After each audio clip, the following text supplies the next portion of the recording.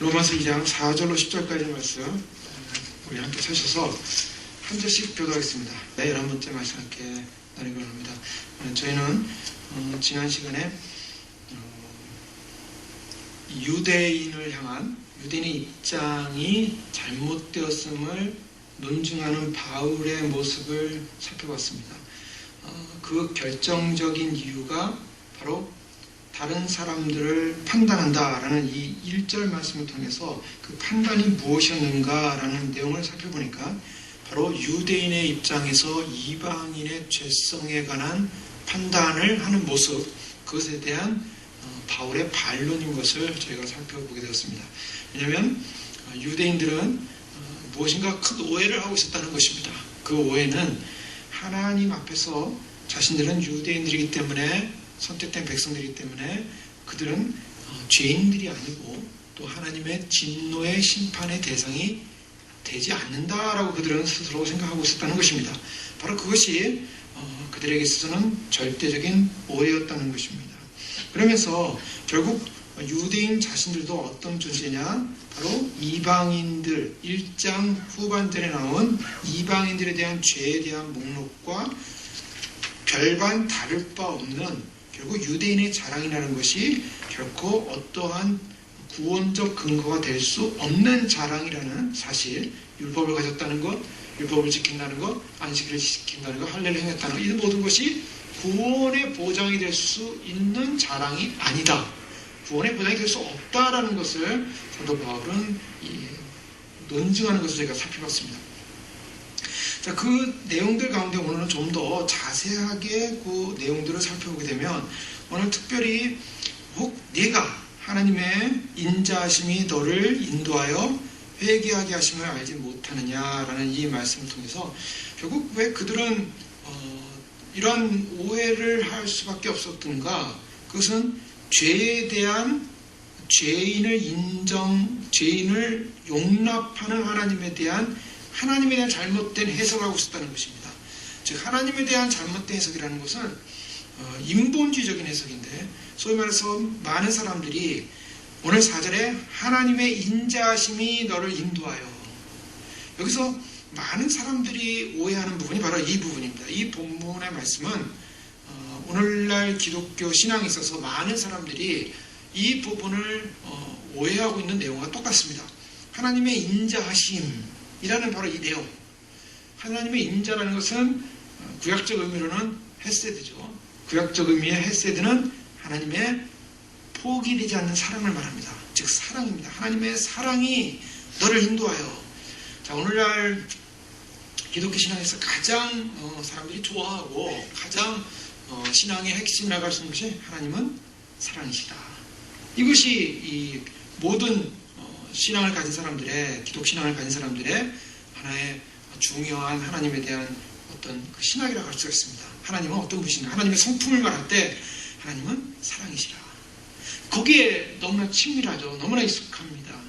그런데 중요한 것은 하나님은 사랑이시라는 데만 너무 강조를 하다 보니까 하나님이 공통되게 가지고 있는 하나님의 속성 가운데 하나인 하나님의 의와 하나님의 공의에 대해서는 사람들이 그렇게 강조하지 않고 그것을 깊게 묵상하지 않는다는 데 문제가 있다는 것입니다.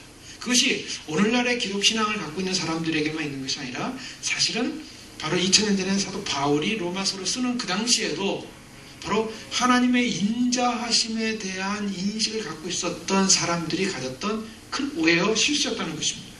자, 그들이 무엇을 실수하고 있었냐면 마치 하나님의 선하심과 오래 참으심과 하나님의 인내를 그들은 박수를 치고 좋아했습니다. 하나님은 오래 참으시는 분이십니다.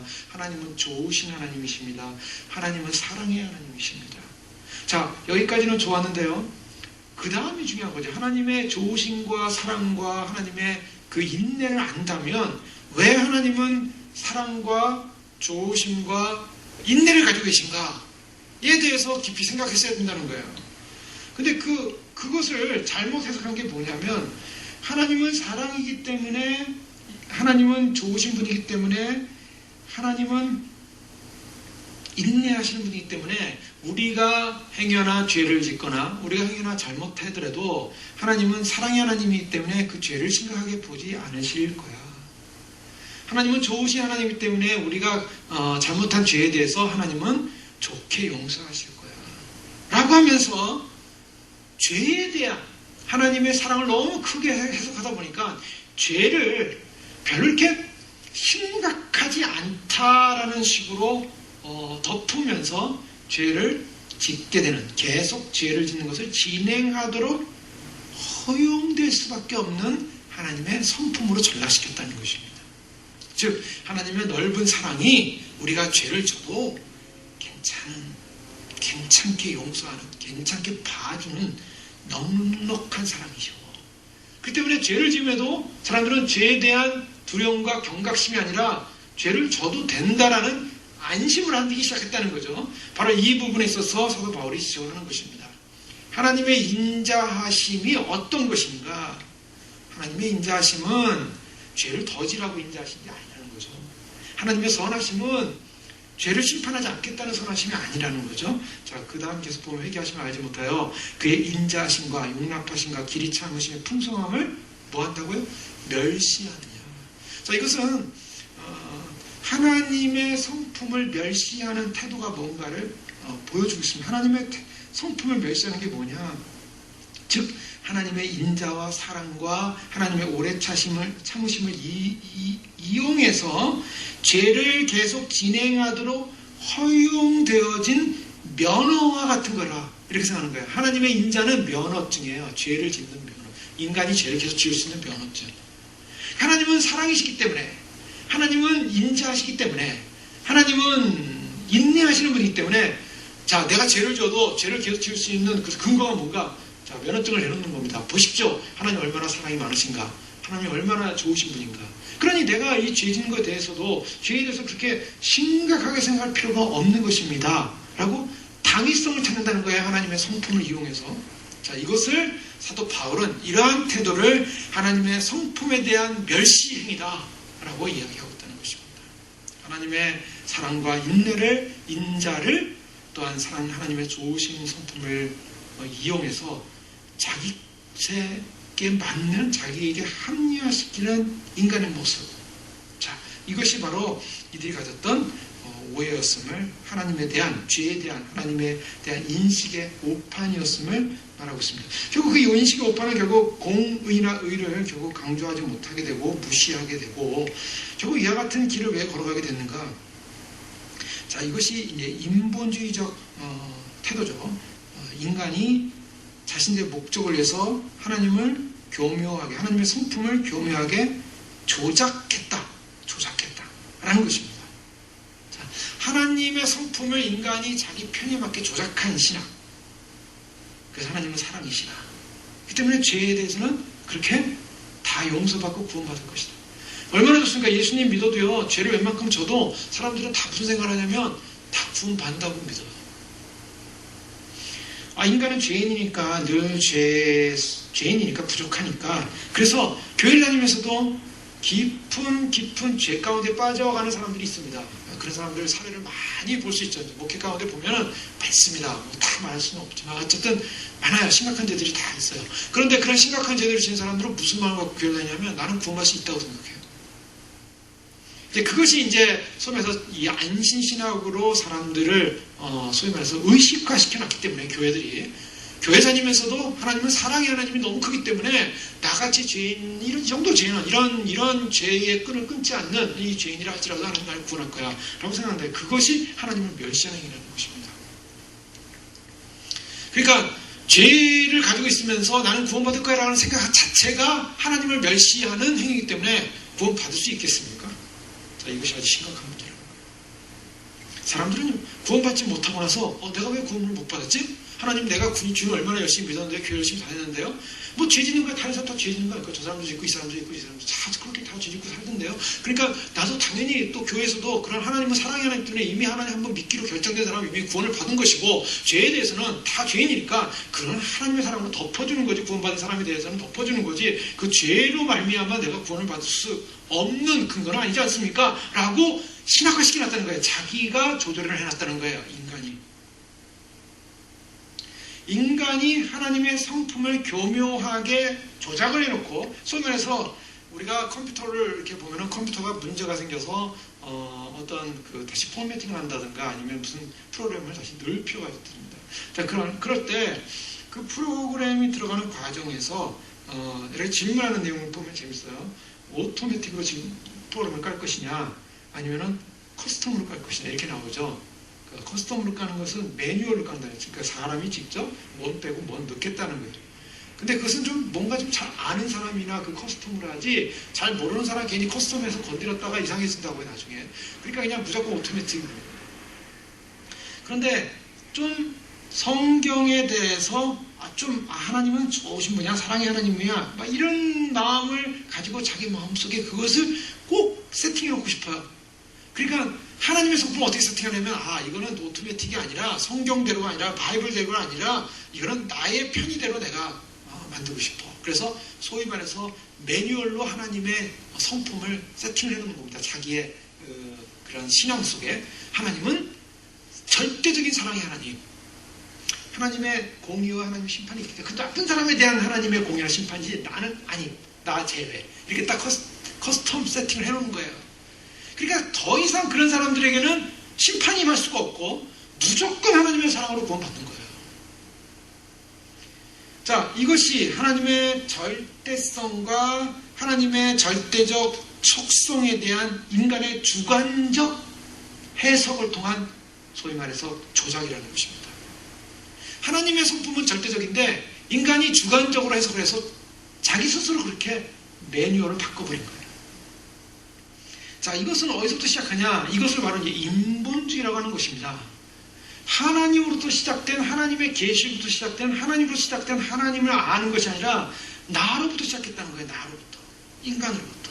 그래서 이것을 우리는 소위 말해서 인간 중심적 사고, 인간 중심적 신앙, 하나님 중심이 아니라는 거예요. 우리 신앙에 있어서 가장 절대적인 신앙이라는 것은 뭐냐면 하나님을 하나님으로 인정하고 하나님 중심적인 삶을 사는 것이 신앙입니다. 그래서 이스라엘 백성에게 하나님께서 늘 하신 말씀이 뭐냐면 나는 너희 하나님이 되고 너는 나의 백성이 될 것이다. 하나님이 주체예요. 그런데 오늘날은 인간이 하나님 위에서 인간이 주체가 되고 하나님은 한마디로 인간에 의한 편의적인 하나의 하나 돕는 자 정도로만 전락을 시켜놨다는 것이죠. 그래서 이것이 바로 인간의 타락이다. 바로 오늘 4절 말씀이 바로 그러한 모습, 그러한 오해인 것입니다. 오늘날과 똑같은 하나님의 인자라는 이름을 가지고 소위 말해서 하나님의 인자가 왜 필요한가를 이해 못하는 거예요. 베드로서 3장 9절에 베드로는 왜 하나님의 인자가 지금까지 진행되고 있는가를 설명합니다. 그 말씀의 내용을 보면 어떤 사람은 뭐라고 합니까? 어떤 사람은 주의 약속은 어떤 이들은 더디다고 생각하는 것 같이 더딘 것이 아니라 오직 주께서 너희를 대하여 오래 참사 인내하심은 아무도 멸망하지 아니하고 다 회개하기에 이르기를 원하시느니라. 자, 성경으로부터 시작되는 하나님부터 시작되어지는 분명한 원리는 뭐냐면 하나님은 왜 인자하시고 왜 인내하시는가? 우리는 인간들은 내가 계속 재밌게 이 땅을 살도록 하나님은 인내하시고 인자하시다. 내가 죄를 짓더라도 하나님은 용서해 주시고 그냥 죄를 누리면서 죄악의 나를 즐기라고 하나님은 인자하신 것이다가 아니라 인자하시고 인내하신 이유가 단 한 가지라는 거예요. 인간으로 하여금 회개하기를 원하신다. 그게 성경의 답이에요. 그러면 하나님의 속성이 인자와 하나님의 사랑과 하나님의 그런 인내와 하나님의 좋으심은 우리 인간에게 어떻게 적용되면 그것은 그 성품을 볼 때 우리는 뭐라 되면 하나님은 그렇게 좋으신 분이기 때문에 나를 지옥에 끌려가지 않기 위해서 나를 죄를 회개하고 돌아오길 원하시는 거예요. 자, 이것이 하나님의 마음이에요. 하나님은요, 성경 전체에서 그걸 표현하고 있어요. 성경 전체를 우리는 이해할 필요가 있는 게 에스겔 33장 11절에 에스겔은 이스라엘 백성들에 대한 죄악에 대한 그러한 안타까움으로 여러 가지 예언을 하고 있지 않습니까? 그래서 이제 파수꾼에 관한 이야기를 하면서 하나님께서 파수꾼을 세워서 나팔을 불게 했는데, 나팔을 불러서 경고해야만이 파수꾼의 역할을 감당하는 거다. 파수꾼이 경고하지 않으면 사람들이 어떻게 자신들에게 온 위험과 죽음의 위험을 알고 대비를 하겠느냐. 그러니까 파수꾼은 반드시 경고해야 된다. 파수꾼의 임무는 경고예요. 나팔을 부는 게 파수꾼입니다. 그럴 때 하나님께서 그 경고의 소리를 듣고 준비하면은 다행이지만, 준비하지 못해서 죽는 그 사람들의 피값은 그 사람 스스로가 지는 것이다. 그 때문에 파수꾼은 경고해야 된다. 만약에 파수꾼이 경고하지 않으면 모든 경고를 모르는 사람들의 죽음의 피값은 파수꾼에게 주어질 것이다. 이 굉장히 무서운 말씀이 이제 에스겔 33장에 나옵니다.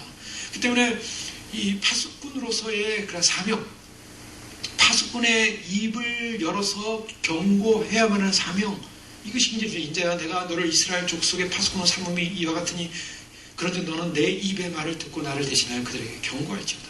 가령 내가 악인에게 이르기를 악인아 너는 반드시 죽으리라 하였다 하자. 내가 그 악인에게 말로 경고하여 그의 길에서 떠나게 하지 아니하면 그 악인은 자기 죄악으로 말미암아 죽으려니와 내가 그의 피를 내 손에서 찾으리라. 그러나 너는 악인에게 경고하여 돌이켜 그의 길에서 떠나라고 하되 그가 돌이켜 그의 길에서 떠나지 아니하면 그는 자기 죄악으로 말미암아 죽으려니와 너는 내 생명을 보존하리라. 그런즉 인자야 너는 이스라엘 족속에게 이르기를 너희가 말하여 이르되 우리의 허물과 죄가 이미 우리에게 있어 우리로 그 가운데서 쇠퇴하게 하니 어찌 능히 살려 하거니와 너는 그들에게 말하라. 주 여호와의 말씀이라면서 뭐라고 말하냐면 나의 삶을 두고 맹세하노니 나는 악인이 죽는 것을 기뻐하지 아니하고 악인이 그의 길에서 돌이켜 떠나 사는 것을 기뻐하더라. 이스라엘 족속아 돌이키고 돌이키라. 너의 악한 길에서 떠나라. 어찌 죽고자 하느냐 하셨다 하라. 자, 하나님 왜 파수꾼을 세우실까요? 하나님의 마음이 바로 에스겔 33장 11절에 나와 있습니다. 하나님이 심심해서 파수꾼 세워가지고 야 외쳐 하고 무슨 뭐 전쟁놀이 그런 게 하는 게 아니라 하나님은 한 명이라도 그 소리를 듣고 살기 원한다는 거죠. 돌이키기 원한다는 거죠. 자, 에스겔 33장 11절에 보여주는 말씀은 하나님의 마음이 어떻게 표현되고 있냐? 사람들이 돌이키기 원한다는 것입니다. 어디서부터요? 악으로부터, 죄로부터 돌이키기 원한다. 예수님께서 이 땅에 오신 목적이 무엇이었을까요? 예수님이 이 땅에 오신 목적. 그 목적은요, 죄인들을 구원하기 오셨습니다.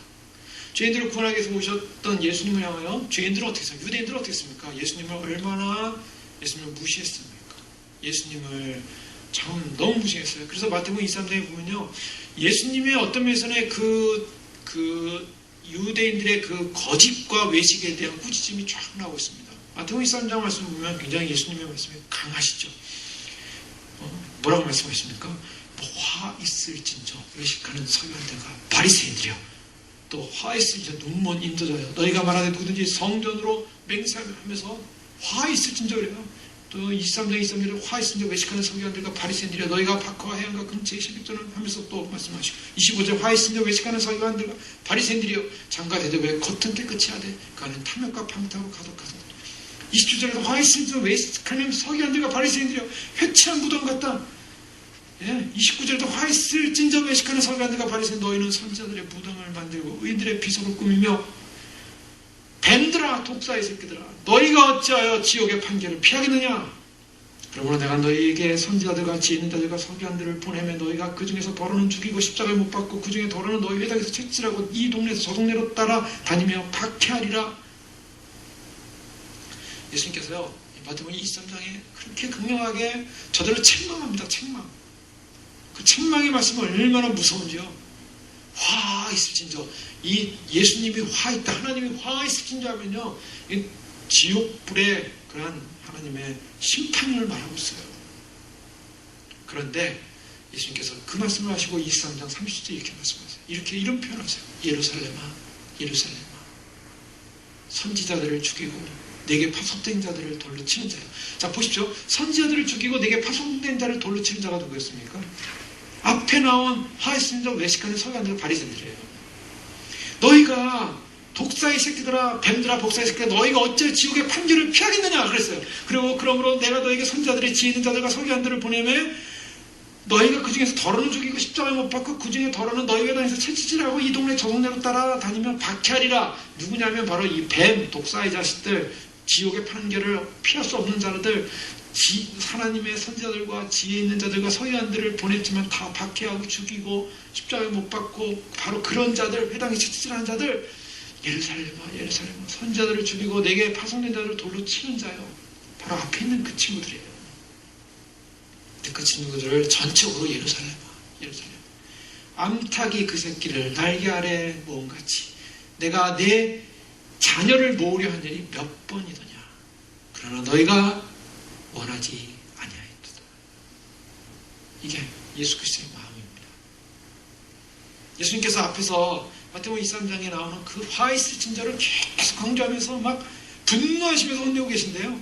사실은 이 사람들이 주님 품에 돌아오길 원하시는 거예요. 자, 이런 면에서 하나님의 마음은 진노와 심판 또는 때로는 이런 강한 어조로 채찍질하는 말씀이지만 하나님의 선과 하나님의 사랑은 악인들이 돌아오길 원한다는 것입니다. 그런데요, 그 악인들이 그 선과 하나님의 사랑과 하나님의 인내를 거절한 채, 돌아오기를 거절할 채 자기의 길을 계속한다면 하나님의 사랑과 인내를 멸시하는 행동이에요. 결국 어떻게 됩니까? 5절 말씀에 다만 내 고집과 회개하지 아니한 마음을 따라, 내 고집과 회개하지 아니한 마음을 따라 진노의 날 곧 하나님의 의로우신 심판이 나타나는 그날에 임할 진노를 내게 쌓는다. 무슨 말씀이냐면 하나님의 선과 기회는 정말 하나님 선하신 분입니다. 하나님은 사랑이십니다. 하나님 좋으신 분이십니다. 그러나 하나님의 선과 사랑을 알고 그 하나님의 사랑 앞에 돌아오지 못한다면 심판날에 악인들은 핑계할 수 없다는 것입니다. 악인들은 어느 누구도 할 말이 없다는 것이죠. 지금 주님께서 여기서 가장, 바울도 그렇고 가장 강조하는 메시지는 뭐냐면 회개입니다. 회개. 자, 로마서 1장과 2장을 시작하면서 일상 전체도 복음이 무엇인가? 복음은 구원에 이르는, 믿음으로 구원에 이르는 하나님의 의다라고 얘기했습니다. 예수 그리스도의 의다, 하나님의 의다라고 그랬어요. 믿어 구원받는다 그랬습니다. 그러나 믿지 못한 모든 사람들의 태도와 행위는 무엇이었습니까? 하나님을 거절하는 것이고 하나님을 무시하는 것이고, 저들의 모습은 하나님을 알지만 알되 안다라는 것을 계속 반복하고 있죠. 19절에도요. 이는 하나님을 알만한 것이 저에게 보이셨다. 또 1장 21절에도 하나님을 알되 하나님을 영화롭게 안 했다. 1장 31절에도 하나님 정하심을 알고도 하나님께서 이 같은 것은 잘못된 것이라고 사형에 해당한다고 하나님이 정하신 것을 알고도 하나님을 무시하는 사람들, 알고도 하나님을 거절하는 사람들, 알고도 자, 이 아는 사람들이에요. 이 아는 사람들이 받을 결론은 뭐냐? 하나님께서 기다리시고 인내로 참으시고 돌아오길 원한다는 거예요. 그런데도 그것이 자기의 고집과 회개치 않은 마음으로 알면서도 하나님 앞에 돌아오지 않는 인생들에 대해서는 그때는 핑계할 수 없다라는 것입니다. 여기서는요, 이제 이것이 소위 말해서 소위 역설인데요. 하나님의 사랑과 인내가 너무나 큰 만큼 그 하나님의 사랑과 인내 가운데 진정으로 하나님 앞에 돌아오지 못하는 인생들은 그 진노가 더 크게 쌓인다는 것입니다. 하나님의 사랑이 큰 만큼 하나님의 진노는 더 큰 거예요. 그래서 이스라엘 백성들을 심판할 때 우리가 인류 역사 가운데 왜 유대인들이 저렇게 어려움을 당했을까? 그만큼 하나님 사랑이 컸다는 거예요. 하나님 사랑을 많이 받은 민족입니다.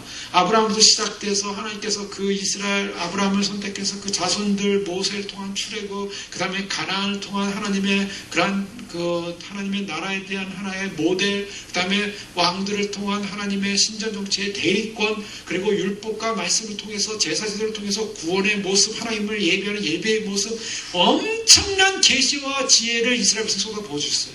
하나님이 하늘의 예표고 심벌이고 하나의 그런 모형이었지만, 그러나 어느 민족도 그와 같은 하나님 나라의 예표와 지혜와 심벌과 모형을 경험한 민족이 없어요. 근데 그런 하나님을 경험한 이스라엘 백성들이 하나님 그분을 대상으로 해서 거절했을 때 하나님의 사랑만큼 하나님의 진노는 지금까지도 하나님의 진노가 이루어지고 있어요. 무서운 사실입니다. 이것은요, 그런 의미에서 지금 하나님의 사랑을 받은 사람이 그 사랑의 엄청난 축복을 누린 만큼 그 책임이 크다는 것입니다. 그 책임과 그 삶의 내용에 있어서의 깊이와 넓이와 높이가 충만한 하나님의 사랑을 경험한 만큼 하나님의 그것에 반대되는 역행하는 삶을 살 때 하나님의 진도는 더 크다는 거예요. 무서운 말씀입니다. 그렇기 때문에요, 요즘 저는 겁나는 게 항상 그거예요. 제가 제일 겁나는 것은 하나님 정말 주님 앞에서 바르게 파수꾼의 역할을 감당하게 해주시고 말씀을 주님 오시면 잘 증거하게 해주시고, 왜요? 심판은요 집단으로 서는 게 아니에요. 좀 살펴보겠지만 하나님의 심판은 집단으로 서잖아요. 항상 개인적이에요. 마태복음 25장에 하나님께서, 예수님께서 이제 마지막 심판에 관한 얘기를 하시면서 그 마지막에 이제 많은 민족들 가운데 이제 사람들을 이제 모으신다라는 그런 장면이 있어요. 그런데 그 민족이라고 하는 것은 민족별로, 예를 들면 유대인, 한국 사람, 미국 사람, 뭐 저 아일랜드 사람, 뭐 이렇게 민족별로 구별돼서 심판받는다는 게 아니에요. 그것은 이 땅의 모든 사람들, 세상 사람들 전체를 말하고 있어요. 그런데 거기서 딱 뽑아내서 하나는 우편에, 하나는 왼편에, 그래서 하나는 우편, 왼편에 나누시는 것이 각각 개인별로 나눈다는 것입니다. 심판은요, 개인적으로 온 거예요.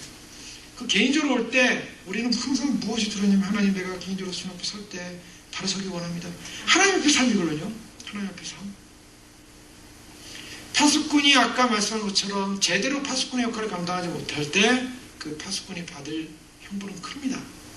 그래서 오늘날 이 하나님의 복음을 왜곡한 채 하나님은 사랑이십니다. 사랑만 강조하니까 진노와 공의와 하나님의 심판에 대해서 외치지 못하는 거죠. 하나님의 공의와 진노, 심판을 외치지 못하니까 준비하지 못할 거 아닙니까? 준비하지 못하고 회개하지 못하는 거 아닙니까? 회개하지 못함으로 말하면 그 받게 되는 형벌은 큰 거예요. 그래서 지옥의 가장 신부에 그 파수꾼의 역할을 감당하지 못한 자들이 가 있을 것이 예비되어 있고, 주님의 것을 보여주고 알려주고 경고하시고. 때문에 우리는요, 하나님의 심판 앞에 반드시 선다는 사실을 우리는 기억해야 됩니다. 우리가 예수님 믿어도 돼요. 사람들이 그래서 예수님 믿었으니까 우리는 상급 심판을 받아, 우리는 전부 공영 심판을 받아서 우리는 상급 누가 더 높냐? 아니냐? 그놈 높냐? 아니냐? 여기만 심판받는 거야? 아닙니다. 우리도 반드시 심판대 앞에 섭니다. 사도 바울이 심판대 앞에 안 서는데 선다고 했겠습니까? 우리도 각각 다 반드시 심판대 앞에 서리라. 일단 구원의 심판을 받을 것이냐 아니냐, 이 판결이 일어날 거예요. 그 다음에 공력적, 그 사람의 삶의 행위에 따라서 어떠한 결과적 상급이 있을 것이냐 아니냐, 그 다음 문제예요. 우리는 반드시 심판대 앞에 섭니다. 근데 그 반드시 심판대 앞에 선다는 사실에 대해서 사람들은요, 일부러 이지를 한다는 거예요. 일부러 생각이 안 되는 거예요. 이미 우리 구원 받았는데, 이 땅에서 예수님 믿고 구원 받았는데 무슨 심판을 받느냐. 예수님께서요, 세례요한을 먼저 보내시고, 세례요한이 유대 땅에서 뭘 했습니까? 이방 땅 아닙니다. 요단강에서 뭘 외치냐면 회개하라, 천국에 갖고 왔다. 누굴 향해서? 유대인들 향해서. 자신들은 선민이고 선택된 백성이고 언약 백성이라고 믿는 백성, 유대인들 향해서 너희가 회개하라. 그렇지 않으면 도끼가 너희의 뿌리를, 나무 뿌리에 놓여서 도끼가 너희를 다 자를 것이다. 심판받을 것이다. 심판의 임박성을 얘기하고 있어요. 누구에게? 유대인에게.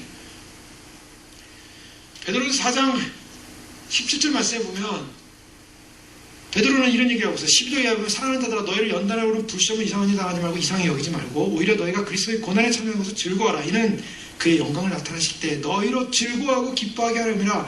너희가 그리스도의 이름으로 치욕을 당하면 복 있는 자로다. 영광의 영 곧 하나님의 영이 너희 위에 계심이라. 너희 중에 누구든지 살인이나 도둑질이나 악행이나 남의 일을 간섭하는 자로 고난을 받지 말려니와, 만약 그리스도인으로 고난을 받으면 부끄러워하지 말고 도리어 그 이름으로 하나님께 영광을 돌리라. 하나님의 집에서 심판을 시작할 때가 되었나니, 만일 우리에게 먼저 하면 하나님의 복음을 순종하지 아니하는 자들의 그 마지막은 어떠하며, 또 의인이 겨우 구원을 받으면 경건하지 아니하는 자와 죄인은 어디에 서리요. 그러므로 하나님의 뜻대로 고난을 받는 자들은 또한 선을 행하는 가운데 그 영혼을 미쁘신 종을 주께 창조주께 의탁할지. 베드로는 베드로전서 4장 17절에 하나님의 집에서 심판을 시작할 때가 되었다. 하나님 집에서 왜 심판이 일어납니까? 하나님 주시는 심판이 안 일어나야죠. 교회에서 무슨 심판이 일어납니까? 교회 다니 다 구원받아야죠. 교회 다니고 다 심판을 면한 사람들이에요. 우리 다 심판 면했어요. 그것이 거짓 복음이라는 거죠. 어떻게 교회를 다닌다고 심판이 없습니까? 교회 다닌다고 다 심판 안 받는 게 아니에요. 다 심판 받습니다. 오늘날 기독교가 교회 다니면은 완전히 무슨 교회 자체가 심판을 면제시키는 것이라고 생각해요. 아니요. 믿는 자들에 대한 심판이 먼저 있다는 거예요. 제대로 믿어야 한다는 거예요. 제대로 믿어야지. 지금 베드로가 말하는 것은 온갖 죄를 지으면서 하나님 앞에서 죄를 지으면서 사는데 그 죄를 지은 사는 사람들이 어떤 사람들이에요? 바로 하나님의 집에서 심판받을 사람이라는 거예요. 어떤 사람은 도둑질, 악행, 남의 일, 간섭함, 또 뭡니까? 그 외 모든 죄목을 가지고 심판을 받을 거예요. 그러나 어떤 사람은 어려움 가운데, 고난 가운데 그것을 믿음을 지키면서 고통 가운데 그래서 믿음을 지킴으로 어떻게 의인이 겨우 구원을 받으면 이것은 의인이 겨우 구원을 받는다는 이 말은 의인이 구원받기 쉽지 않다는 겁니다. 의인이 겨우 구원을 받으면 경건하지 아니한 자와 자 교회 내 의인과 경건하지 않은 자와 죄인 다 있다는 거예요. 그래서 의인이 정말 겨우 구원을 받으면 경건하지 않은 자와 죄인은 어디에 속있느냐 못 받는다는 거죠. 그래서 이 하나님의 메시지는요. 하나님 오늘 진리대로 하나님께서 심판이 임한다라는 2장 2절의 말씀은 이것은 유대인에게 예외 없다는 것입니다. 이방인에게 예외 없다는 것입니다. 무슨 말입니까? 교회에 예외 없다는 것입니다. 교회 안 된 사람 예외 없다는 것입니다. 유대적 상황이 그대로 기독교 상황으로 와서 교회로 들어왔고 교회 상황 오늘날 신학에서 지난번에 살펴봤던 세 관점 얘기하는데 유대인들은 유대인으로서 구원받는다. 이 그리스도 기독교인들은 예수 그리스도의 피로 구원받는다. 언약적 구원을 받는다. 여기서는 율법적 언약의 구원을 받는다. 그러니까 서로서로 구원받는다고 얘기하자. 좋습니다. 그렇게 주장해도 상관은 없다라고 인정을 해준다 할지라도 비율은 어떻습니까? 유대인들도 유대인으로서 심판이 면제되지 않는다는 겁니다. 기독교인, 교회 다니는 사람들, 교회 다니는 사람들은 심판이 면제받지 않는다는 거예요. 그런 의미에서 우리는 하나님의 사랑, 하나님의 인자하심, 하나님의 사랑이기 때문에 과연 나를 하나님께서 심판하실까? 아니요. 심판하신다고 믿으셔야 됩니다. 그렇기 때문에 하나님을 경외해야 되는 거죠. 아멘. 하나님의 심판을 인식하지 않는 사람은요. 하나님을 멸시하는 사람이에요. 하나님의 사랑만, 하나님의 인내만, 하나님의 좋으심만 생각하는 사람은요. 하나님을 우습게 여기는 사람이에요. 하나님으로부터 온 진리를 받아들이지 않는 인간의 교만과 인본주의적 자기 조작을 통해서 하나님은 사랑이시니까 나를 심판할 수 없어. 아닙니다. 그런 자는 하나님을 멸시하는 자들이요. 심판 제1호입니다.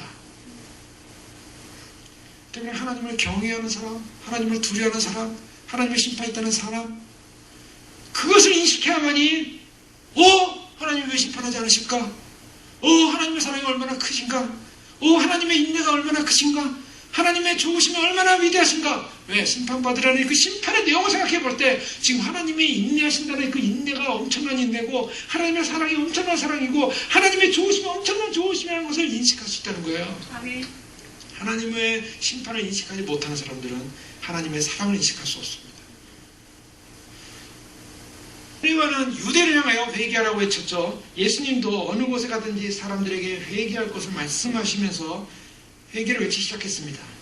자, 오순절날 놀라운 성령의 역사가 일어났을 때 베드로가 설교할 때 베드로의 설교의 내용은 회개하고 각각 주 예수의 이름으로 세례를 받으라. 회개하라. 회개는요. 신앙인에서 하나님 나라의 첫 번째 위치예요. 복음의 첫 번째 위기는 회개라는 거예요.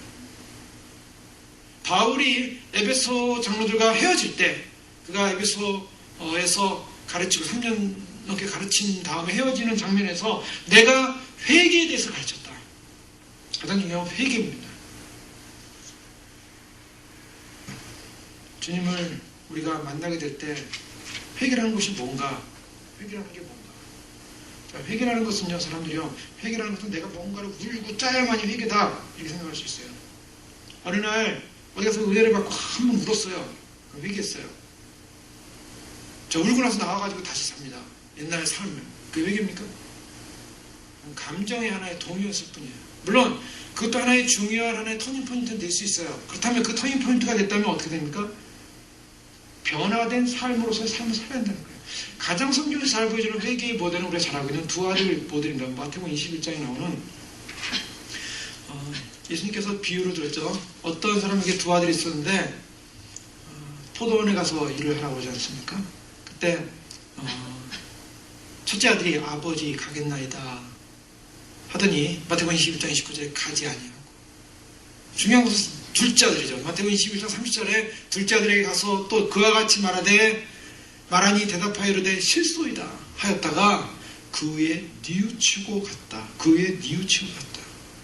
그들 중에 누가 아버지의 뜻대로 하였느냐? 이르되 둘째 아들이니이다. 예수께서 이르시되 내가 진실로 너희에게 이르노니 세리들과 창녀들이 너희보다 먼저 하나님 나라에 들어가리라. 요한이 의에도로 너희에게 왔거늘 너희는 그를 믿지 아니었을 때 세리와 창기는 믿었으며 너희는 이것을 보고도 끝내 뉘우쳐 믿지 아니하였도다. 그래서 끝내 뉘우쳐 믿지 아니하였다. 회개의 가장 기본적인 원리는 뭐냐면, 회개하면 어떤 외향적으로 뭘 하던 사람이 뭘 잠깐 스탑한다든가 뭐 안 한다든가 하는 정도의 어떤 보이는 열매 몇 가지를 보고 회개를 했다는 것이 아니라, 회개에 있어서 가장 중요한 것은 뉘우쳤다. 생각이 들었다는 것입니다. 생각이 바뀌어지고 그 다음에 어떻게 했습니까? 생각만 바뀐 데서 끝난 것이 아니라 행동이 바뀌었다는 거예요. 자, 이 회개라는 단계의 가장 중요한 것은 어떤 생각이 바뀌는가? 이 생각은 바로 하나님에 대한 생각이 바뀌는 것입니다. 회개에 있어서 가장 제일 중요한 원리는 하나님에 대한 생각. 하나님에 대해서 어떤 생각을 하고 있는가? 자, 이것은 에덴 동산과 정반대죠. 자, 죄를 지을 때 하와에게 마귀가, 사단이 심는 것은, 하나님이 정말 그렇게 말씀했느냐? 하나님이 정말 공정하다고 생각하느냐? 자꾸 하나님을 어떻게 생각하게 해요? 하나님한테 묻고 따지게 만들어놨어요. 이게 죄를 짓는 자의 태도입니다. 하나님에 대한 생각. 하나님이 정말 그럴까? 하나님이 정말 좋은 분일까? 하나님이 정말 나를 사랑할까? 하나님이 정말 그렇게 말씀하실까? 하나님 정말 그러면 공의로운가? 정의로운가? 하나님은 은폐하지 않은가? 하나님은 불공평하고? 하나님 살아계시면 어떻게 일어날 수 있을까? 이런 모든 하나님에 대한 질문이 바뀐다는 거예요. 회개를 했다면. 그럼 가만히 생각해 보세요. 내가 정말 회개한 자인가 아닌가? 하나님에 대해서 퀘스천을 갖기 시작하고, 하나님에 대해서 질문이 있고, 하나님에 대해서, 물론 우리의 삶 가운데 어떤 때는 하나님 정말 이게 어떤 뜻입니까? 이런 질문을 던질 수 있어요. 뜻을 모르기 때문에. 그건 좀 겸손한 데서 하나님의 뜻을 알고 싶습니다라는 뜻의 질문이었는데, 하나님은 정말 불경한 분 아닌가? 이것도 다른 의미죠. 하나님에 대한 생각이 바뀔 때, 자, 대표적인 사람이 누굽니까? 욥입니다. 욥은요, 많은 질문이 있었어요. 그가 원치 않는 고난, 그가 죄를 지은 것이 아니었죠. 성경 그대로 하나님을 열심히 섬겼는데 오히려 그것이 시련의 대상이 됐어요. 그래서 마귀가 하나님 앞에 그가 너무나 잘 되기 때문에 하나님 잘 섬기는 거다. 한번 흔들어 보자. 그래서 결국 허락을 받고 건들지 않습니까? 생명만 건들지 못하겠어요. 그의 생명, 자녀들은 죽고 또 그의 몸에 병이 나고 이런 상황이었지만 어쨌든 욥의 생명만은 못 건드리고 있는 상황이었어요. 그때 욥이 얼마나 많은 질문이 있었습니까? 하나님에 대해서.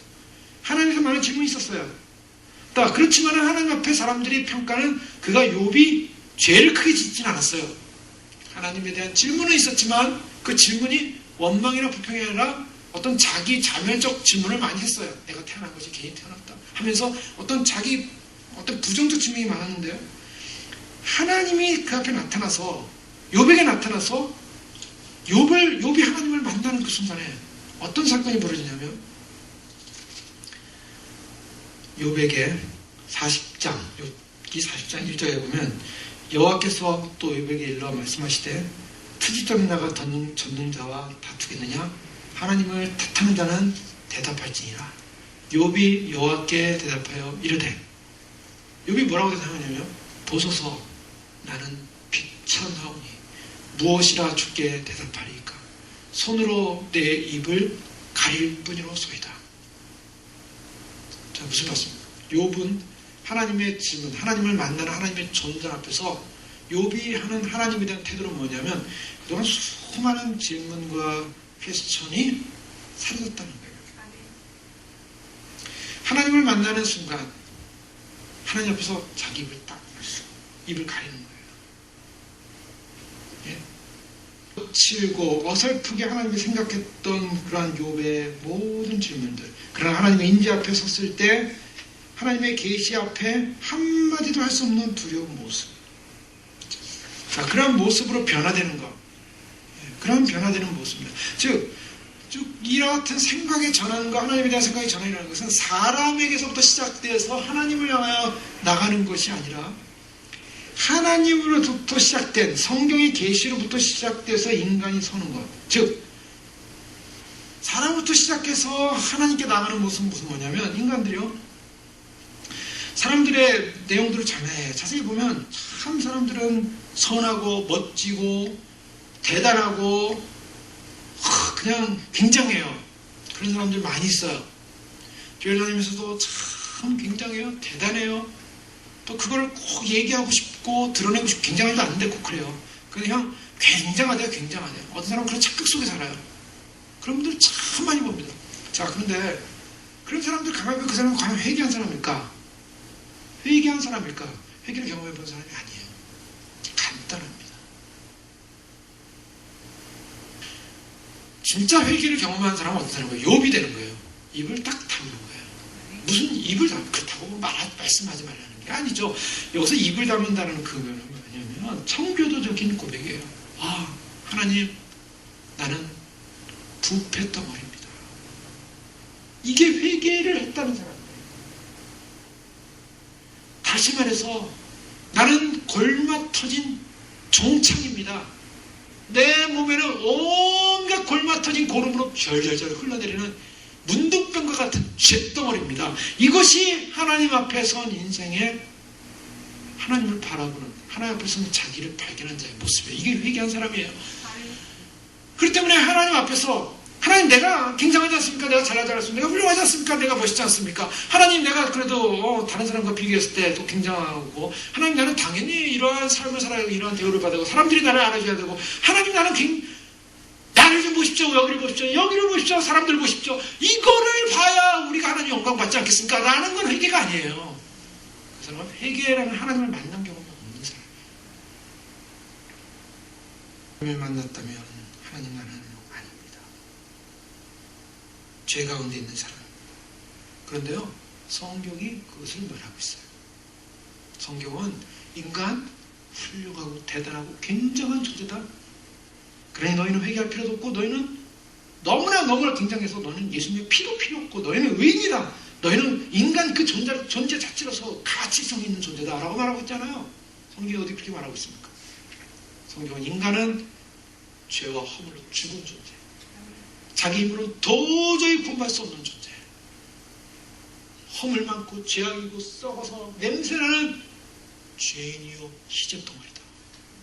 성경이 그걸 좀 그러고 있는 거예요. 근데 그거를 성경을 읽어서 알아요. 근데 인정하고 싶지 않아요. 받아들이고 싶지 않아요. 인간이 얼마나 존중한 존재인데 내가 왜 썩은 존재야? 내가 왜 가치 없는 존재야? 그건 잘못된 거지.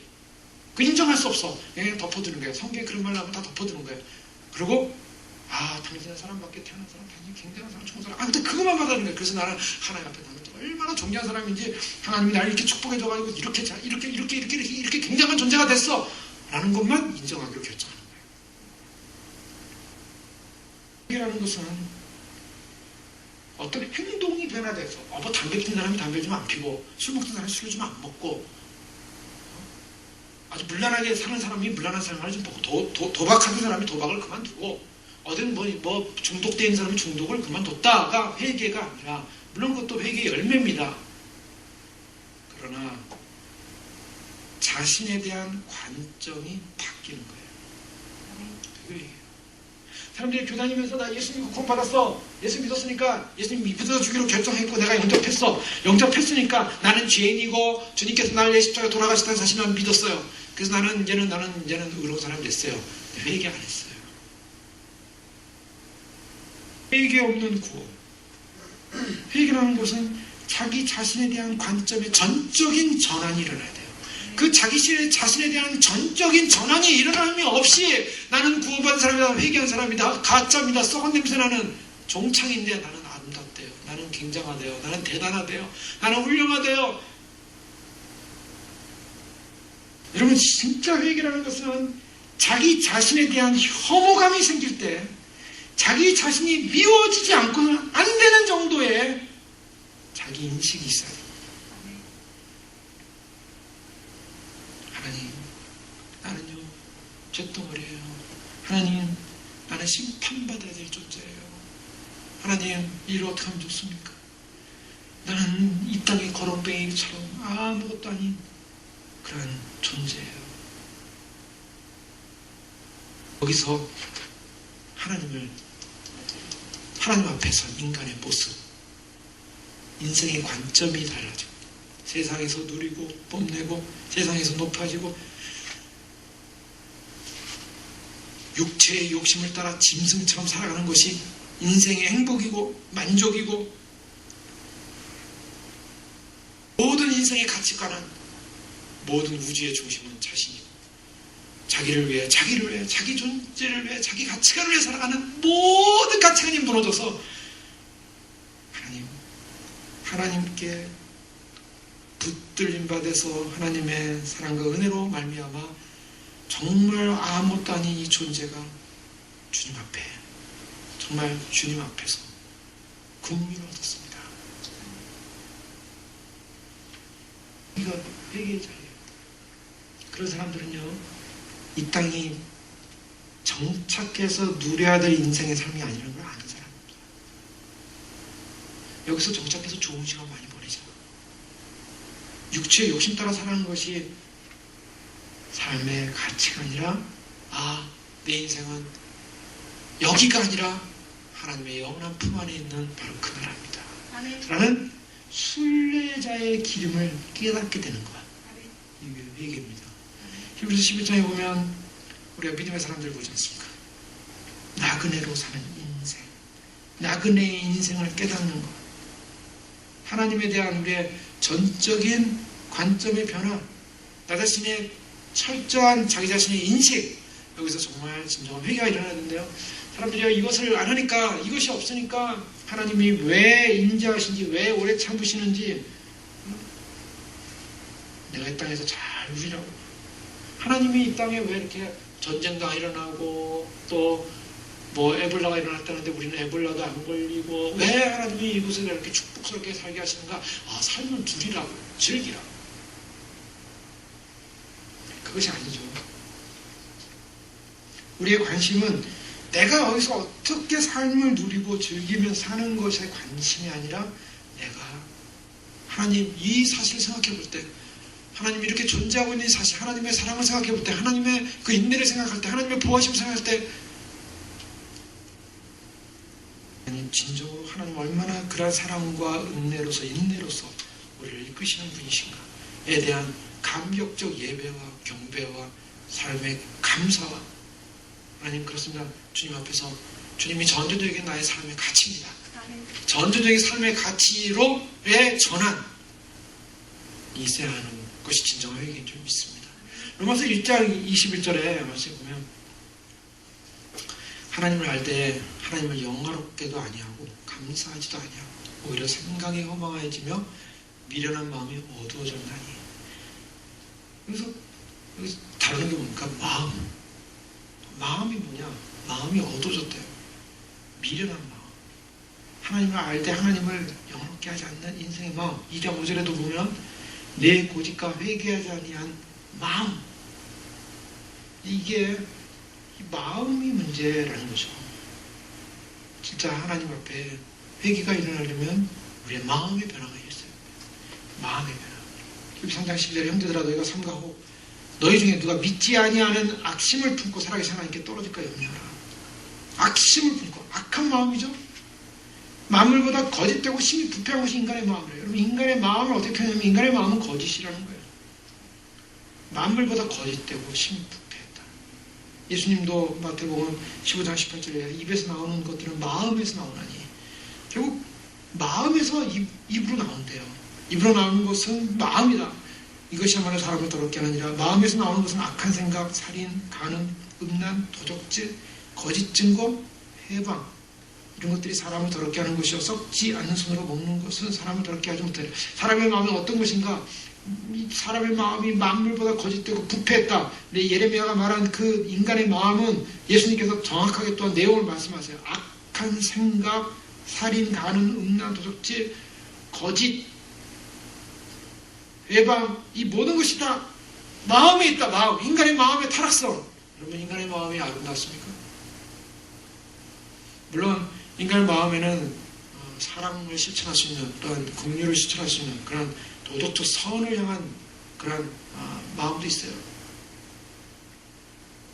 그러나 예수님이 평가하신 마음은 바로 더러움, 인류의 고통거리는요, 인간 안에 있는 이 마음이에요. 이 마음이 더럽다는 거예요. 사람들이 테크놀로지가 발달하고 뭐 문명이 발달하고 그러면은 좀 더 좋은 세상이 올 거다. 여러분, 좋은 세상이 옵니까? 인간의 마음은 더 악하고 더럽고 전쟁의 소문이 없습니까? 지금 2000년 전보다 지금의 전쟁의 소문이 없습니까? 전쟁의 소문은 더 커지고 더 무섭습니다.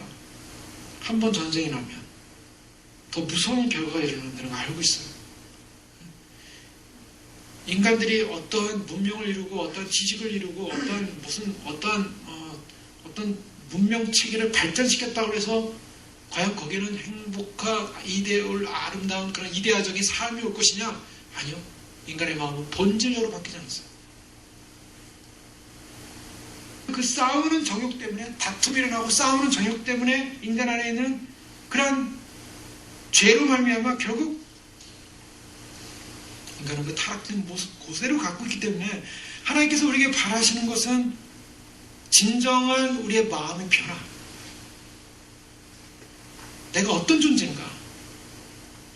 인간의 질서는 하나님에 대한 혐오감입니다.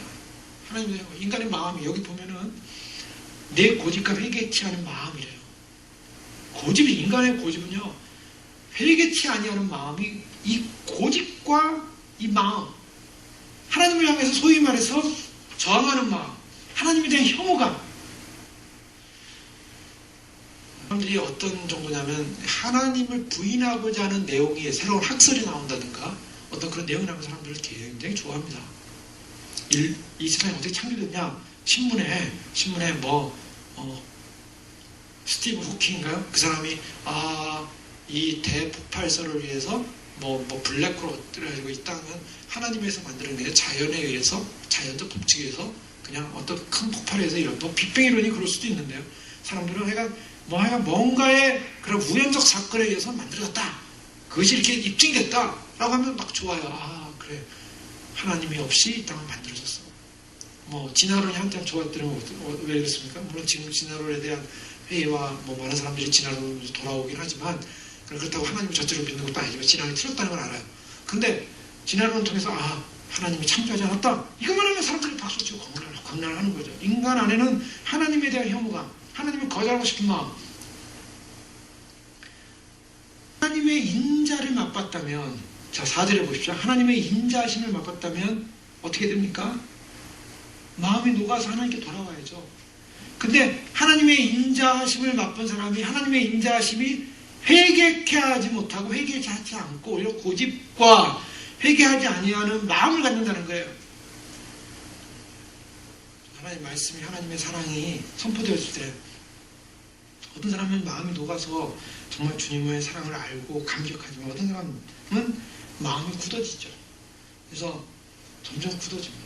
하나님의 말씀이요, 하나님의 말씀이 마음을 굳어지라고 하나님의 말씀을 준 게 아니죠. 하나님의 말씀은 우리 마음을 녹이라고 준 것입니다. 그래서 예레미야 30장에 새 마음을 준다고 그랬고, 에스겔 11장 19절에도 내가 그들에게 일체한 마음을 주고 내 속에 새 신을 주며 그 몸에서 굳은 마음을 제하고 부드러운 마음을 주어서.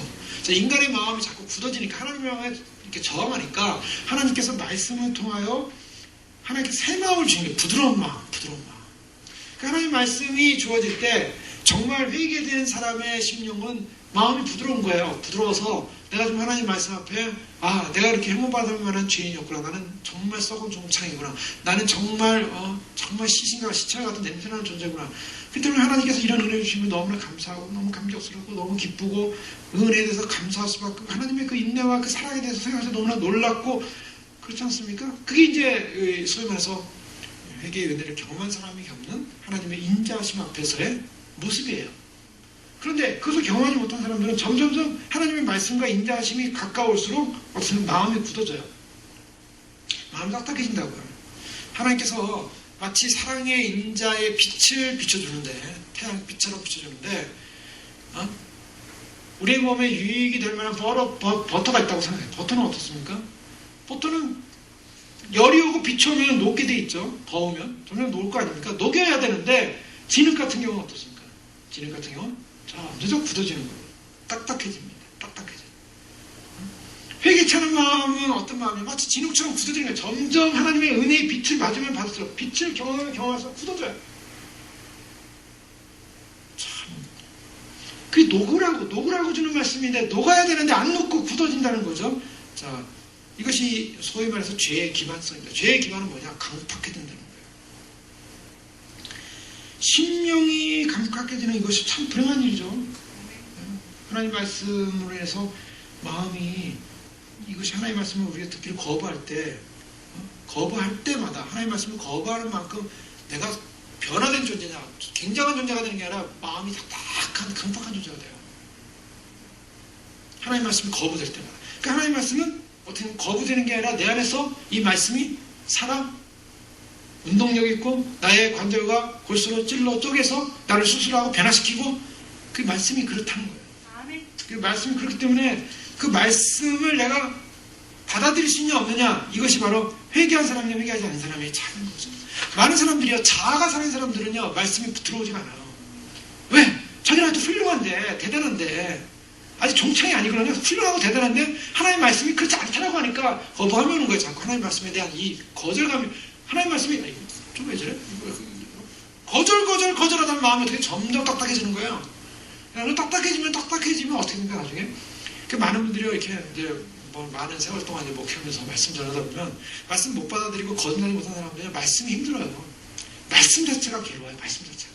그래서 말씀 자체가 못 받아들이니까 나중에 어떻게 되냐면 점점점 이제 힘든 거죠. 본인은 힘들다고 편안한 욕하지만 다 이제 나타나요. 그래서 말씀이 힘드니까 언젠가 어떻게 얼굴이 점점 이제 말씀을 거부하다 보면 나중에 어떻게 돼?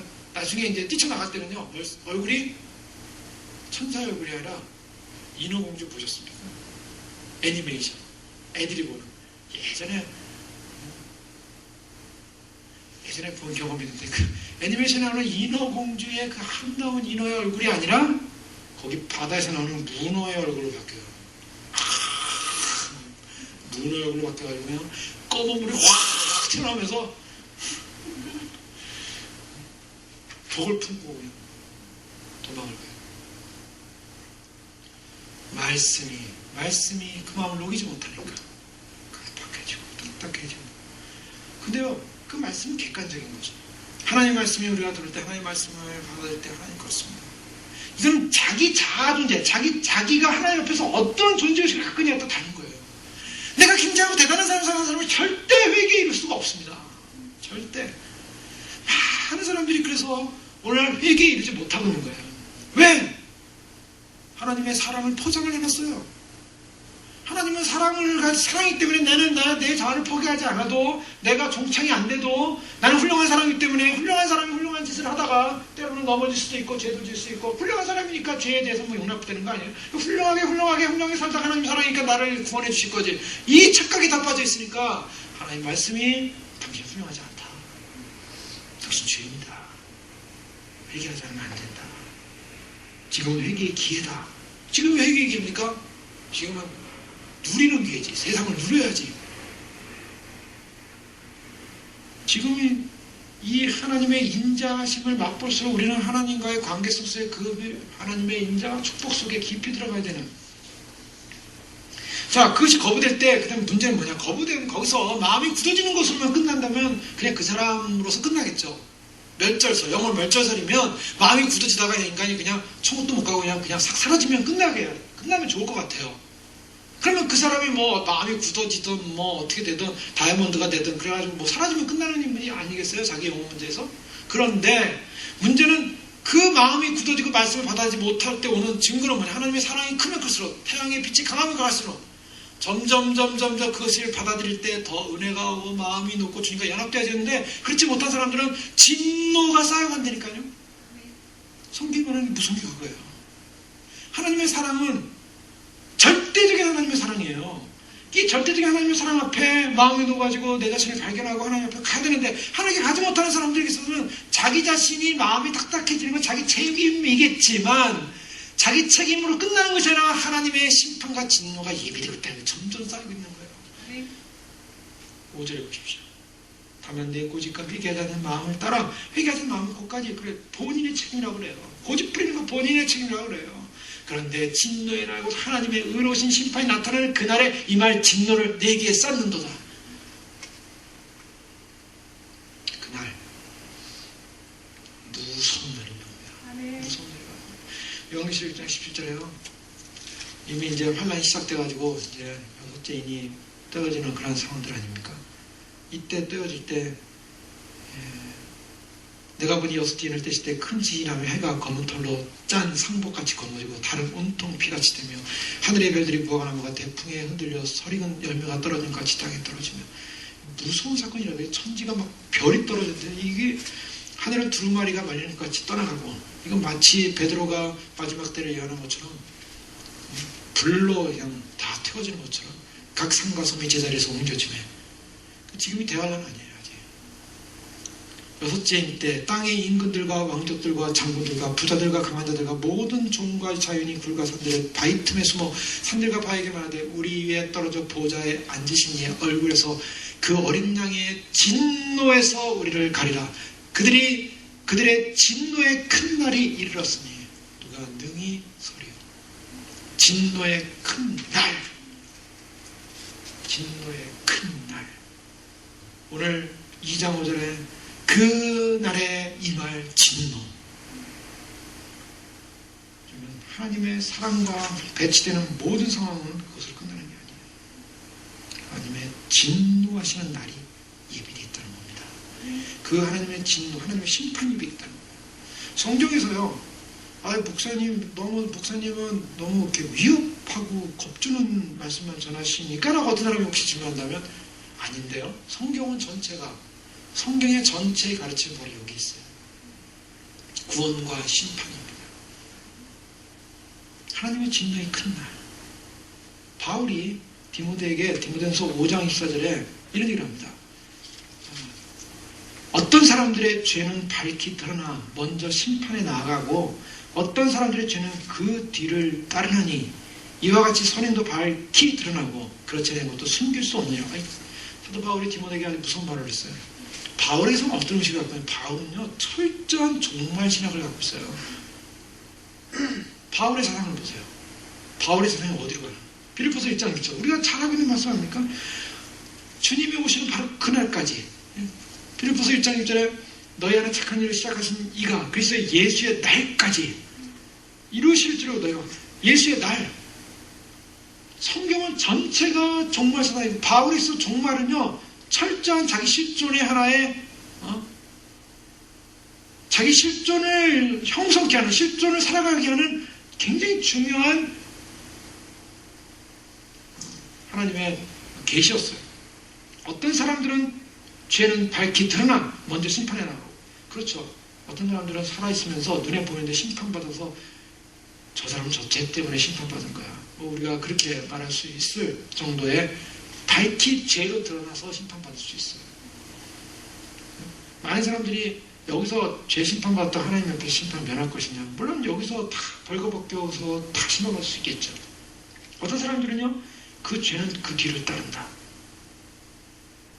자, 먼저 심판받는 사람이 있고 나중에 심판받는 사람이 있어요. 결과가 뭐예요? 심판에서 만나는 거예요. 죄에 대해서. 그래서 선행도 밝게 드러날 것이고 그렇지 않은 것도 숨길 수 없는 날이 온다는 거예요. 자, 이것은 뭐냐면 그날에 진노를 쌓는다. 위대한 하나님의 날이 온다. 이미 심판받은 사람도 있고 심판받지 않고 준비된 사람도 있다. 베드로전서 3장 19절에 보면 그가 또한 영으로 가서 옥에 있는 영들에게, 옥에 있는 영들은 누구냐면 베드로서 2장 4절에 보면 이 먼저 사단이 범죄한 천사들이 용서천을 지옥에 던져 어두운 구덩이에 들어가게 하고 심판 때까지 지키게 하셨다. 이미 심판 때까지. 자, 사단이 어두운 지옥에 떨어졌어요. 지옥에 떨어진 거 심판입니까 아닙니까? 심판이에요. 일단 1차 심판을 받았어요. 지옥에 떨어졌어요. 그런데 심판 때까지 지옥에 지금 떨어져 있어요. 베드로서 2장 4절에 보면 마귀들이 지금 심판 때까지 있다가 심판날 그날에 그들도 다 심판받아요. 요한계시록 마지막에 보면 자, 사단과 마귀 용 전부 다 불못에 떨어지지 않습니까? 불못에 사는 천년왕국 끝나고 다 불못에 들어가는데요. 이 불못에 들어가는 때까지 그들은 심판이, 어떤 최종 심판이 유보되어 있다고요. 그리고 요한계시록 20장의 11절에 보면 내가 크고 흰 보좌와 그 위에 앉으신 자를 보니 땅과 하늘이 그 앞에 피하여 간 데 없더라. 내가 보니 죽은 자들이 무른 데서 그 보좌 앞에 섰는데 책들이 펴있고 다른 책이 펴졌으면 생명책이라. 죽은 자들이 자기 행위를 따라 책들에 기록된 대로 심판을 받으니 바다가 그 가운데서 죽은 자를 내어주고 사망과 음부도 그 가운데서 죽은 자를 내어주고 각 사람이 자기 행위대로 심판을 받고 사망과 음부도 불못에 던지 각 사람이 자기의 행위대로 심판을 받고. 심판은요 개인적이에요. 내가 어느 공동체에 속했다고, 내가 어느 부모님에 속했다고, 내가 내 가족이 어떻다고, 그거 상관없어요. 심판은 다 개인대로 행한 대로 그대로 심판받게 돼 있어요. 그런데 이 심판의 무서운 날, 그런데 이 백보자 심판이 일어나기 전에 이미 죽은 자들 어디가 있겠습니까? 청하님이 지옥 가 있어요. 지옥 가 있는 자들이 지금 옥에 갇혀 있다가 마지막 백보자 심판 때를 위해서 준비되고 있어요. 그들이 차적으로 심판을 받았어요. 지금도 고통당하고 있어요. 지옥에서. 아직 아니에요. 그것이 끝이 아니에요. 백보자 심판에서 마지막 선고받고 영원히 사탄, 용, 마귀, 거짓 선지자, 그 다음에 그리스도를 배반한 자, 그리스도 앞에 속하지 못한 자가 전부 함께 불못에 들어가요. 전부 불못에 들어간다. 3장 19절에 그가 또한 영으로 가서 옥에 있는 영들에게 그들은 전에 노아의 날 방주를 준비할 동안에 오래 참고 기다리실 때 복종하지 아니하던 자들이에요. 여기 이제 그 힌트가 나오는데요. 베드로서 3장 19절에 하나님이 노아가 방주를 예배할 때 오래 참고 기다리실 때, 이 말씀이 굉장히 중요하죠. 하나님이 오래 참고 기다리시는 거예요. 지금 기다리실 때 복종하지 아니하는 자들을 방주에서 물러나며 구원을 얻은 자가 몇 명뿐이야. 겨우 8명이라 8명 구원하고 나머지는 전부 어디 갔습니까? 전부 옥에 있는 영들 지옥 갔어요. 노아 시대 때 노아에 가지고 8명 빼고 전부 지옥 갔다. 이게 성경으로 베드로가 말하는 증거예요.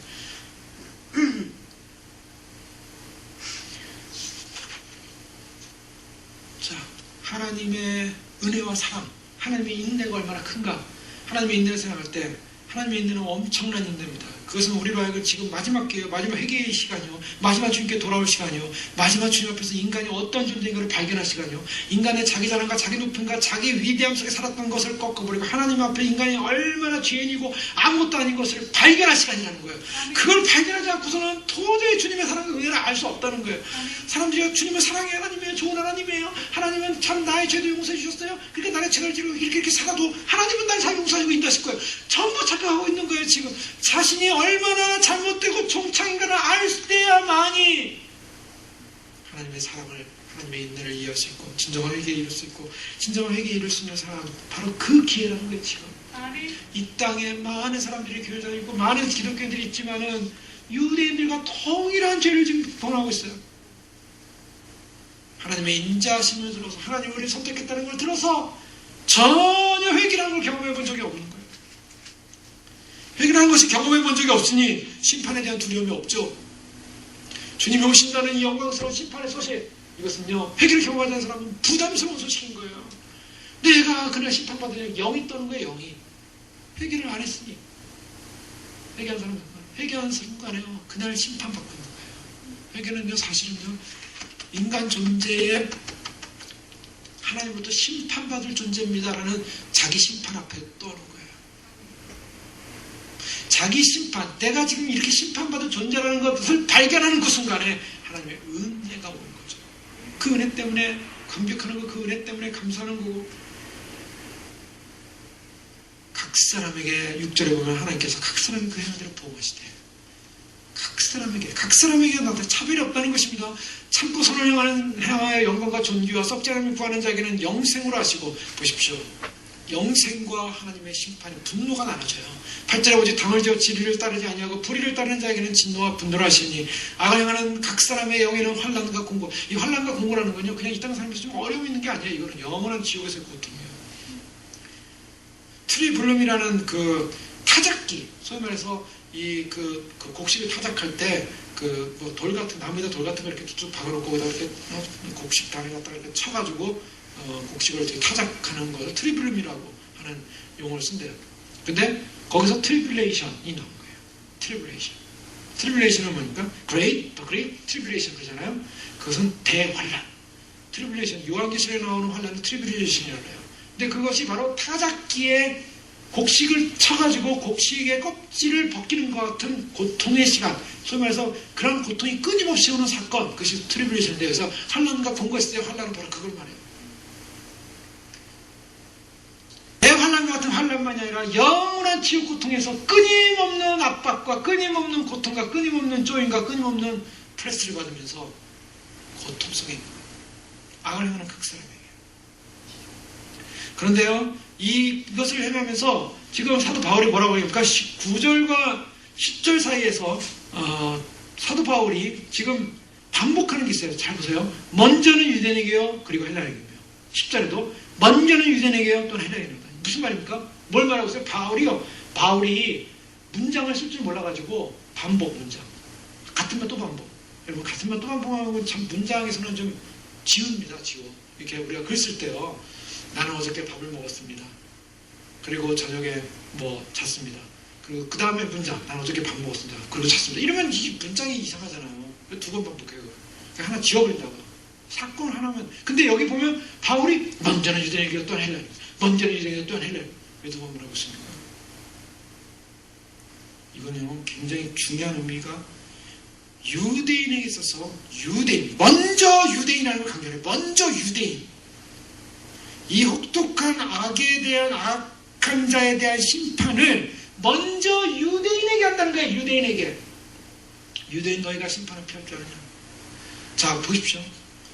참고 선하는 사람에는 영광과 존귀, 썩지 않음을 구하는 자에게는 영생으로 하시고, 7절 썩지 않음을 구하는 자에는 영생, 7절에 그런 자에게는 영생으로 하신다 그러고요. 그 다음에 8절 9절 10절에서 이 선을 행하는 자와 악을 행하는 자의 구분하면서 유대인과 그 다음에 헬라인, 유대인과 헬라인. 선한을 구하는 자가 구원받을 자, 먼저 유대인이 구원받을 자가 있어요. 악을 행함으로 심판받을 자, 유대인에게 있다는 거예요. 유대인이라고 해서 모두가 구원받는 거. 교회에 다닌다고 모두가 구원받고, 어떤 이름, 공동체에 속한 또 모두가 구원받는 것이 아니라, 이것이 얼마나 무서운 메시지인가. 그래서 그 순서에 있어서 첫 번째뿐만 아니라 유대인에게라고 할 때는 그 깊이, 그 내용에 있어서도 첫 번째다. 왜냐? 하나님의 엄청난 사랑을 받았기 때문에. 근데 그 엄청난 사랑을 받은 사람이 선을 행하는 각 사람에게는 영광과 존귀와 평강이 있으니 먼저는 유대인이에요. 그래서 진정으로 사람들이 그래요. 각 사람대로 행한 대로 갚는다. 이거는 성경의 시편 60편 12절을 인용하고, 잠언 2편 12절을 인용한 것입니다. 주여 인자함도 주께 속하였으면 주께서 각 사람 행한 대로 갚으시니이다. 내가 말하기를 나는 이것을 알지 못하노라 할지라도 마음을 저울질하신 이가 어찌 통찰하지 못하시겠으며 내 영혼을 지키신 이가 어찌 알지 못하시겠느냐. 그가 각 사람 행위대로 보호하시리라. 하나님의 심판, 이것은 반드시 있을 것이고, 그것을 하나님 앞에서 진정한 회개에 이르러서 영광과 존귀가 썩지 않냐. 여기 구하는 걸 보세요. 회개한 사람이 구하고 선을 행하는 사람이 추구하는 것은 그냥 영광입니다.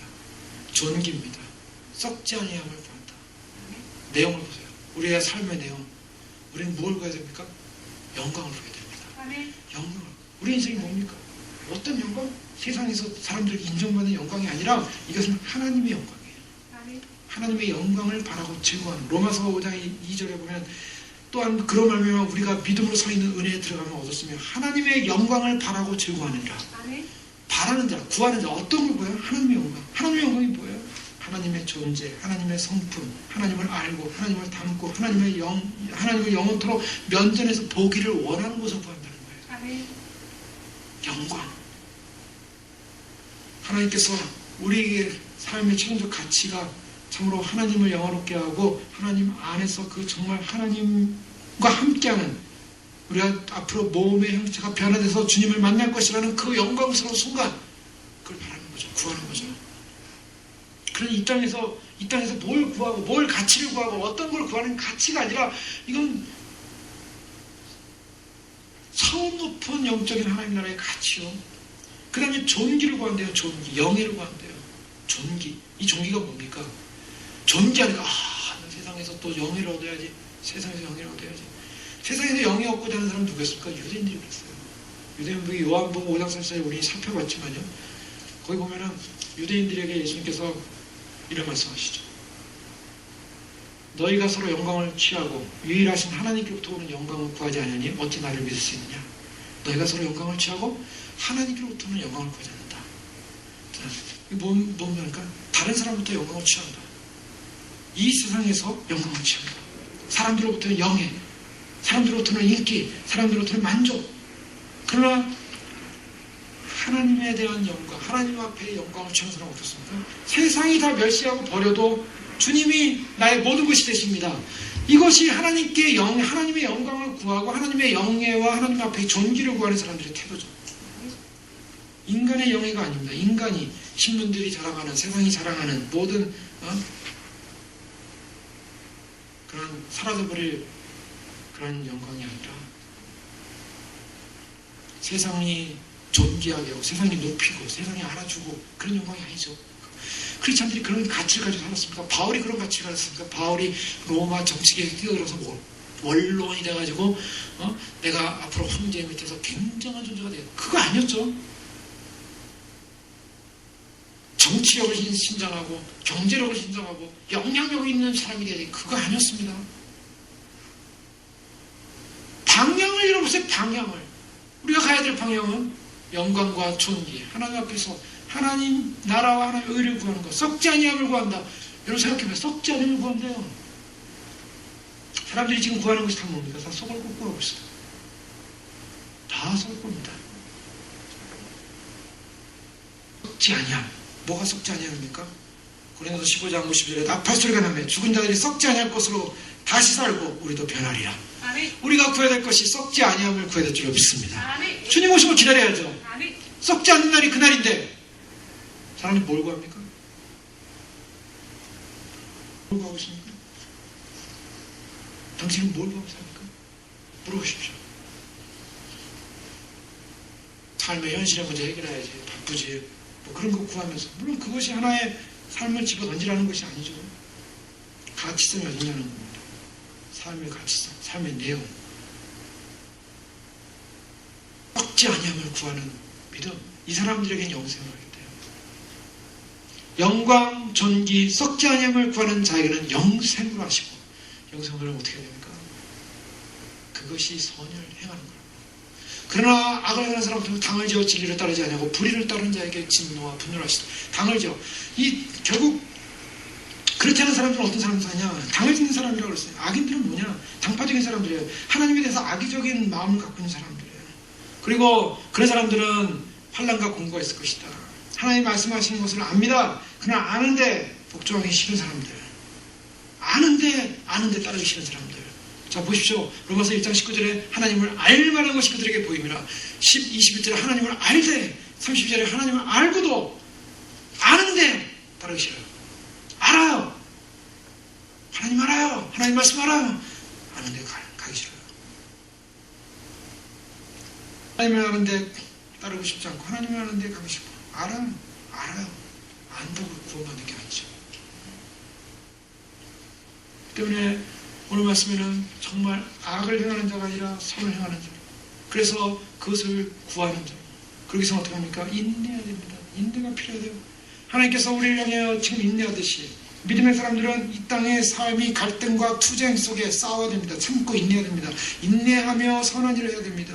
그래서 히브리서에 말한 것처럼 11장에 말한 것처럼 인내하는 사람들은 바로 영원한 한 성, 무너지지 않은 한 성, 지옥에 있는 모든 권세들이 다 나와서 공격하는 듯한 그런 고통과 마귀들이 다 때를 져서 공격하는 고통과 육체적인 모든 세상의 악들이 고통하는 그런 여러 상황 속에서 선을 행하며 믿음을 지킨 사람들의 모습은 예수님 말씀하신 돌짝밭에 있는 사람들처럼 잠깐 주님을 따르다가 많은 것도 아니고 또 가시밭에 있는 사람들처럼 이 세상의 염려와 재리의 유혹 가운데 정말 자라나다가 성장을 멈춘 사람들도 아니고 끝까지 인내하면서 선을 하면서 끝까지 싸워서 바울이 말한 것처럼 피곤하지 않으면 때가 이르면 거두니라. 끝까지 참고 나아가는 사람들. 이것은요, 우리가 진정으로 어떤 가치 속에 정말 하나님께서 우리에게 회개할 기회를 주셨을 때 회개하는가? 정말 하나님의 인자하심과 용납하심과 길이 참으심의 풍성함이 여기 있습니다. 고백하며 정말 그렇습니다. 주님 앞에서 우리가 추구해야 될 삶의 가치, 주님의 사랑을 알수록 우리가 주님이 허락하신 그 영생을 향하여 달려나가고 승리하는 귀한 믿음의 사람들이 되시길 주님으로 축원합니다. 기도하겠습니다. 이제 기도할 때 그렇습니다. 이 땅의 마지막 시간이 다가오는 그런 모습을 보면서 더욱더 주님의 인내와 주님의 사랑을 얼마나 더 깊고 큰가를 생각해야 합니다. 주님이 임하시고 축복하시고 정말 주님의 인자하심이 우리를 회개케 이르신다고 했는데 주님의 사랑 앞에 회개에 이르러 우리 자신이 얼마나 아무것도 아닌 존재인가 그것을 발견한 자만이 진정 하나님 앞에서 하나님의 긍휼과 사랑과 인내를 깨달은 자인 줄 믿습니다. 놓치지 않고 하나님의 사랑이 큰 만큼 또한 노와 진노와 심판이 크다는 사실을 알고 있습니다. 주님, 이 하나님의 진리 앞에 하나님 계시 앞에 순종하여 끝까지 주님의 나라에 이를 수 있는 영광과 존귀와 썩지 않는 구원을 영생에 이르는 선한 백성으로 의의 백성으로 축복하여 주십시오. 함께 기도하겠습니다. 하나님 아버지 하나님 감사합니다. 주님께서 저희를 부르주셔서 저희를 아버지 하나님 이 땅의 가치관과 살지 않게 하시고 세상의 가치관에 있지 않게 하시고 세상의 방향 속에 있지 않게 하시고 세상의 소망 가운데 있지 않게 하시고 인간의 삶의 내용들이 아버지 하나님 이 세상에서의 가치성이 있지 않습니다. 알고 있습니다. 주여 참으로 이 세상의 가치성에 있는 것을 생각하는 자들은 아버지 하나님 참으로 주님 하늘의 것을 만날 수 없을 것이며 이 세상의 가치성에 만족하려고 하는 사람들은 아버지 하나님 썩는 것을 구하는 백성들이에요. 아버지 하나님 썩는 것을 구하는 백성들은 썩고 함께 망할 백성인 것을 알고 있습니다. 아버지 하나님 썩지 않을 나라를 구하게 하시고 소망하게 하시고 찾게 하게 하시고 바라보게 하시고 승리케 하여 주옵소서. 주여 마지막까지 승리하게 하시고 그래서 마지막까지 승리하여서 주님 모신 그 영광에 내려 아버지 하나님 썩지 않은 자로서 믿음의 자로서 백성에서 하나님께 존귀한 자로서 아버지 하나님 참 설 수 있는 우리 귀한 믿음으로 승리할 수 있도록 축복하여 주시옵소서. 하나님 아버지 감사합니다. 주님 참으로 하나님의 사랑과 하나님의 참으로 인내하심과 하나님의 참 선하심을 참으로 주장하면서 하나님의 의와 공의를 펼치시킨 아버지 인본주의와 아버지 하나님 자유주의와 아버지 하나님 거짓된 아버지 하나님 신앙이 아니라 아버지 하나님 참으로 주님 앞에서 온전히 주님을 경배하고 아버지 하나님 위기한 자에게 주어지는 하나님의 영광스러운 구원의 축복이 위대함 구원의 축복이 위대함을 인식하고 깨닫게 하시고 회개를 경험한 자만이 그날의 심판의 날을 기대할 것이고 그날의 죄 오심의 날을 기다리며 소망하며 아버지 하나님 영원히 썩지 않을 날을 소망하며 그날을 소망하며 기다릴 줄 믿사오니 아버지 하나님 무슨 가치관을 가지고 무슨 생애의 가치관을 가지고 우리 삶의 가치관을 가지고 사는지를 물어볼 수 있도록 축복하시고 우리가 그렇게 승리하게 도와주시옵소서. 주님 감사합니다. 저에게 오늘도 말씀하시고 감사합니다. 주님의 말씀 우리 스스로 우리가 조작해서 주님의 말씀을 빼고 가감하는 것이 아니라 주님의 말씀 그대로 주님 우리도 심판대 앞에 선다는 사실을 분명히 인식하고 참으로 주님 유대인도 예 없었고 이방인 예 없었고 우리도 예 없이 우리 행한 대로 심판받을 것이라는 분명한 사실 이 말씀 그대로 참으로 주님 우리가 진정한 회개에 이르러서 주님 심판에 이르는 것이 아니라 하나님의 진노를 쌓는 것이 아니라 진정한 회개를 이루어 선을 행하며 영광과 존귀와 썩지 아니할 것을 구하여 참된 의인으로서 남은 주님 오심의 삶까지 살 수 있도록 저를 지켜주시고 진정한 회개의 소망, 회개의 우리 하나님을 바라보는 인식과 우리 자신을 바라보는 인식이 변화된 인생에게만이 영원한 주님의 날이 그리워지고 영원한 주님의 영광의 날이 소망되어진 줄 믿습니다. 그날을 향하여 가게 축복하여 주시고 그날의 선한 믿음의 승리자들로 저를 축복하여 주십시오. 예수님의 이름으로 감사하며 기도합니다.